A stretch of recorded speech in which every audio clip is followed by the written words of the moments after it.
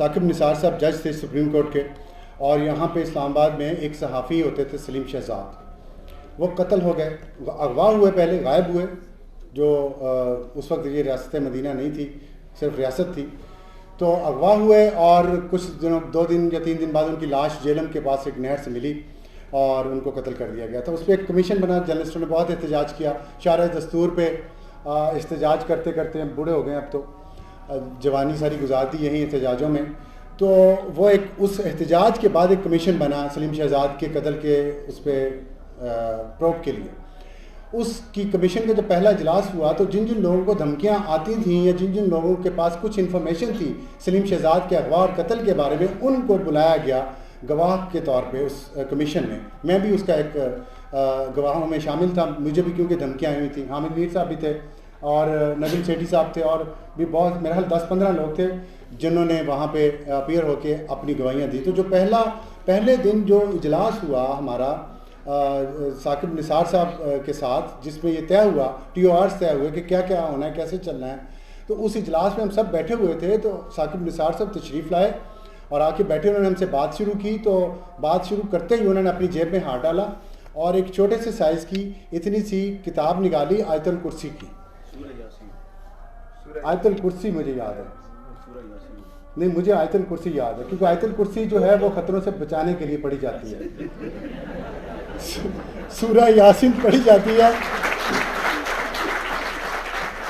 सूरह यासीन आम तौर पे उस वक्त पढ़ी जाती है जब इस दुनिया से कोई इंसान रुखसत हो रहा हो और उसकी जान आसानी से निकल जाए, इसलिए पढ़ी जाती है। लेकिन अगर फौरी ख़तरे से बचाव के लिए आयतुल कुर्सी जो है वो, तो उन्होंने वो निकाली। उन्होंने कहा ये आयतुल कुर्सी है, ये मेरी बेगम साहिबा ने सुबह मेरी जेब में डाली है कि आप बड़े ही ख़तरनाक केस का फ़ैसला करने जा रहे हैं, तो अल्लाह आपकी हिफाजत करे।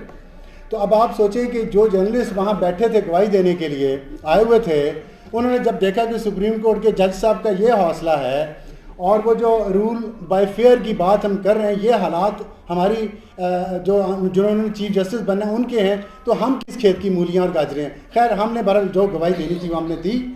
एक उसमें ज़ाहिर अकेले को बुलाया सबको बारी बारी, तो मेरी बारी आई तो मैंने जो बात की, जो भी मैंने करनी थी, और उस पर उन्होंने मुझसे पूछा कि आपके ख्याल में, अब आप सोचें मैं फ़िक्री बदयानती की जो बात करता हूँ और जजेस और जर्नलिस्ट को ख़ास तौर पे ये मैं चाहता हूँ कि वो फ़िक्री बदयानती छोड़ दें, क्योंकि लोग उनसे एक्सपेक्ट करते हैं कि वो सच बोलेंगे और हौसला दिखाएंगे। उस हौसले का जिसका जिक्र जो 2 सॉल्यूशन में से एक अमार अली जान ने अपनी किताब में सजेस्ट किया, उनका हौसला देखिए। मुझसे कहने लगे कि अगर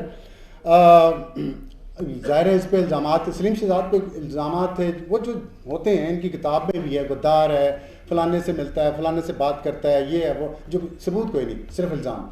तो कहने लगे कि अगर कोई ऐसा एजेंट हो हमारी सफ़ों में और इस मुल्क की सलामती के ख़िलाफ़ काम कर रहा हो, तो हमें क्या करना चाहिए उसमें। अब आप ये बताएं, आप बड़ा वो कह रहे हैं कि जी नहीं ये गलत हुआ। मैंने अब ये सुप्रीम कोर्ट का जज मुझसे पूछ रहा है, अब आप बताएं, वो आइन के custodian, he is the custodian of the constitution of Pakistan, वो मुझसे पूछ रहे हैं कि अगर किसी पे शक हो तो उस पर फिर क्या, यही हो सकता है ना। उनका मतलब ये था कि फिर तो ऐसे ही होगा ना। तो अगर हमारी अदलिया की बेबसी की ये हालत है और आइन की बालादस्ती, आइन के कस्टोडियंस का ये हाल है, तो हमारे साथ बताएं ये हौसला आम लोगों में, रूलिंग एलीट जो बाकी रहती है, उसमें कैसे आएगा। तो मैंने उन्हें कहा जी अगर उन पर इल्ज़ाम है तो उनको अदालत में लेके जाएं, उन पे उनके सबूत उनके खिलाफ पेश करें, उनको सज़ा दिलवाएं, हम साथ होंगे। तो अब मुझे बताइए जो सॉल्यूशन मैंने उन्हें बताया, क्या उन्हें नहीं पता था? क्या उनके बाद आने वाले जजेस को नहीं पता? जब वो खुद चीफ जस्टिस बन गए उन्हें नहीं पता था? सबको पता है। बात वही है जो मैं अब इसको ज़्यादा लंबा नहीं करना चाहता इस बात को, कि हौसले की बात है। इन्होंने बात एक और की है, enlightened impatience, right, enlightened impatience. हम तो वो लोग हैं इनलाइटेंड इम्पेशेंस, हौसले के साथ खड़े हों और अपने मकसद पे खड़े रहें, यही हमारी कामयाबी होगी। घबराना, डरना, ये देखें ये स्टेज पे जितने लोग बैठे हैं,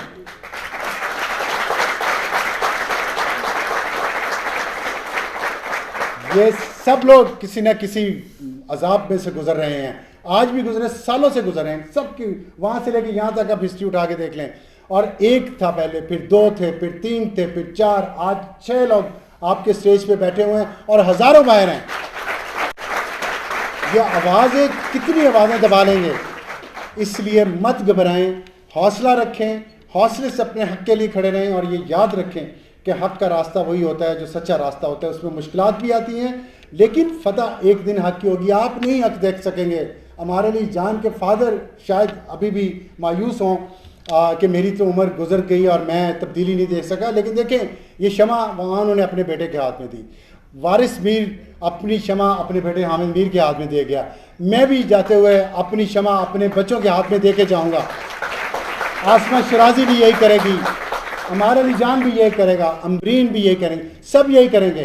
अंबर सॉरी मैं नाम गलत कर जाता हूँ बार बार। तो इसलिए मेरा ये आपसे अपील है और कि आप हौसला रखें और उम्मीद बिल्कुल ना छोड़ें।